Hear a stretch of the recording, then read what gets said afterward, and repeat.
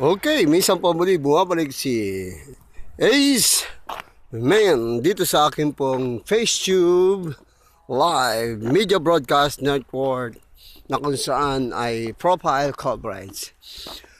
At ito, naglalakad muli, umakyat ako sa taas pero walang trabaho na available. Ito, pababa na. At maghahanap-hanap habang naghihintay ng oras sa sadyang nim kung ako ba'y papasukin o hindi. Tatanggapin mo o hindi o magkakasundo ba sa sweldo o talagang So, medyo parang pagod o kapaguran pero may kanta nga pero sabihan ng Panginoon ay ando yung pagod pero malakas pa rin. Ando yung lungkot at bigo pero ando yung tagumpay dahil nakadepende tayo sa Panginoon.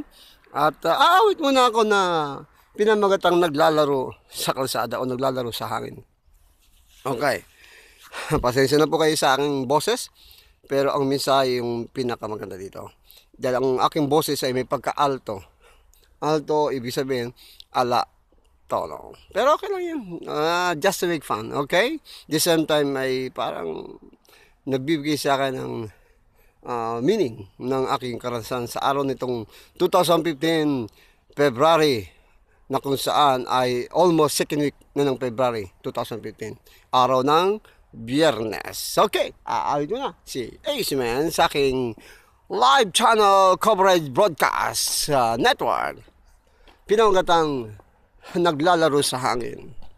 Okay, naglalaro sa hangin ang buhay ko, di malaman saan ang tungo, sumasabay sa agos sa mundong ito, at ako'y gulong-gulong. Hindi ko na malaman kung ano ang gagawin sa buhay ko. Pawang kalungkutan, walang pagbabago. Kapaguran lang aking nadarama ko. Nasaan kaya ako, Jesus, kung wala ka? Hindi ko na malaman kung saan ako pupunta. Maaring nasa hangin pa ako, di alam kung saan ang tungo. Di alam kung saan ang tungo.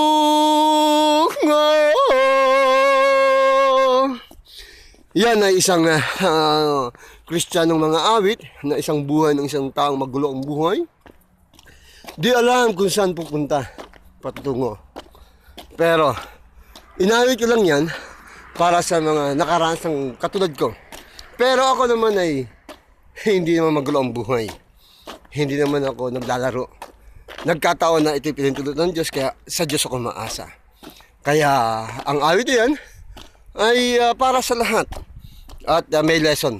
Pero kung naglalaro man ang iyong buhay at magulong yung pag-iisip, tandaan po natin, ang Diyos ay may plano sa iyong buhay. Sa Diyos ka umasa, magtiwala, ibigay natin sa Panginoon, hindi maglalaro ang iyong buhay.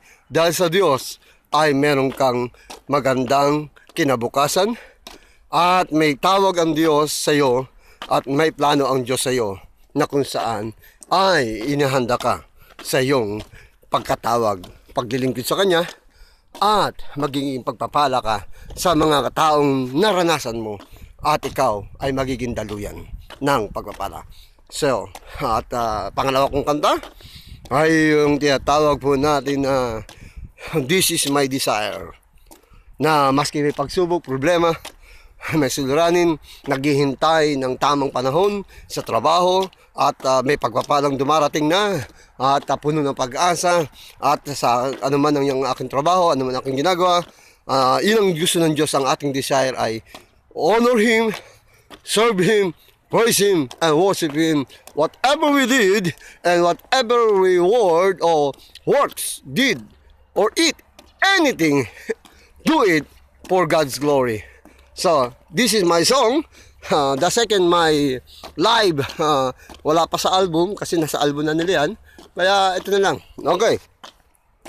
This is my desire to honor you. All I have within me is in you.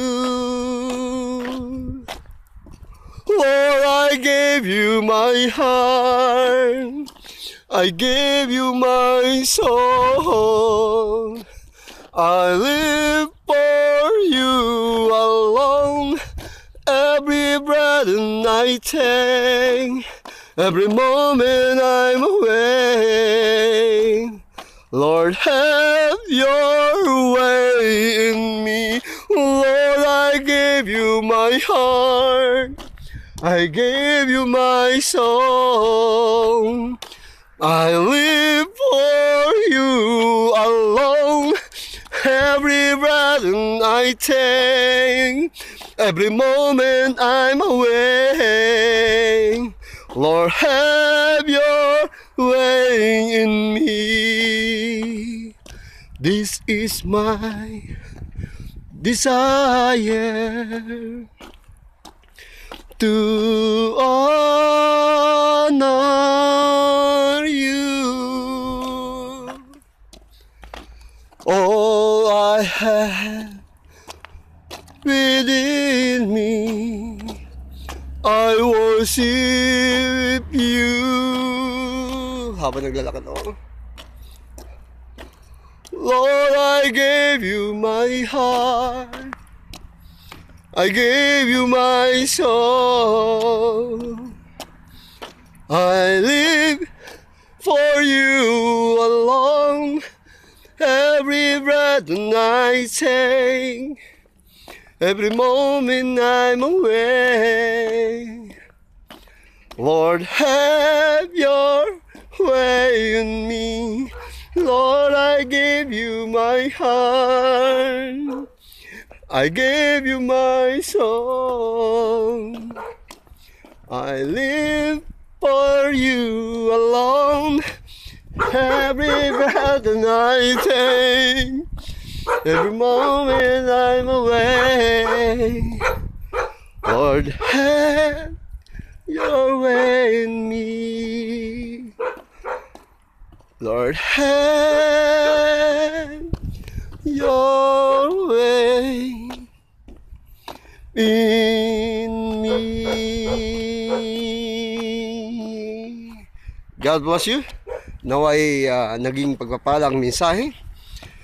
Bagamat ang aking boses ay medyo, kasi malamig sa South Korea, naglalakad ako talagang malamig, pero ang aking boses ay siguro mainit, hindi maligamgam. Okay?